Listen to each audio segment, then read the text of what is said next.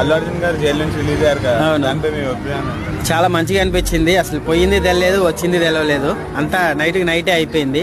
కానీ నాకు ఒక్కడో ఒక చిన్న బాధ ఏమనిపిస్తుంది అంటే అన్న, అల్లు అర్జున్ గారు ఒక నైట్ కనపడకపోతేనే ఆ అల్లు ఆరా అవ్వచ్చు, వాళ్ళ కొడుకు గారు అవ్వచ్చు, వాళ్ళ వైఫ్ అవ్వచ్చు, అంత బాధపడ్డారు కదా. ఒక నైట్కి అంత బాధపడ్డారు కదా. అక్కడ ఒక ఫ్యామిలీ అమ్మనే పోగొట్టుకున్నారు. అక్కడికి కూడా ఎవరైనా ఎల్లుంటే బాగుందని నాకు అనిపించింది అన్న.